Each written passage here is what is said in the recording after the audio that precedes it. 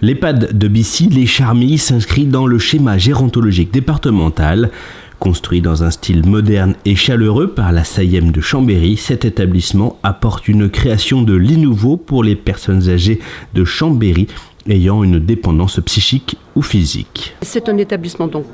tout neuf qui remplace le Charmilles 1, qui sont nos voisins, qui était un ancien foyer logement. Et là, c'est un établissement, c'est un EHPAD, c'est-à-dire un établissement qui accueille des personnes âgées dépendantes. C'est 75 personnes, dont 60 donc, dépendants physiques et 14 personnes atteintes donc, des troubles Alzheimer ou apparentés, et une chambre pour accueillir quelqu'un de façon transitoire, c'est-à-dire qu'il vient passer quelques semaines, quelques mois pendant que ses aidants habituels ne sont pas là.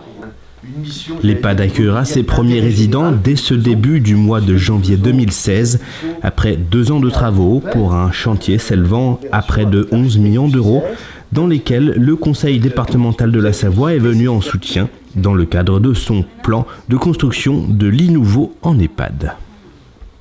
Ces établissements, celui-ci comme les autres, reçoivent une dotation globale annuelle d'environ 350 000 euros, mais il est surtout dans le cadre de la construction d'un établissement une aide particulière, donc une subvention, aussi bien pour la construction que pour le mobilier, qui est pour cet établissement d'environ 1 750 000 euros, donc qui a permis d'aider à la construction dans toute la Savoie et de créer de nouveaux lits d'EHPAD disséminés. Donc on termine un petit peu maintenant le plan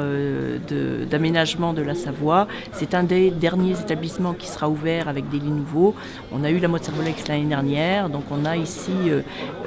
donc les Charmilles à Bissy, et on terminera sans doute à La Rochette par le dernier établissement d'un grand plan de construction de nouveaux lits qui a permis de créer plus de 1000 lits en Savoie dans ces 10 dernières années, répartis sur l'ensemble de notre territoire savoyard.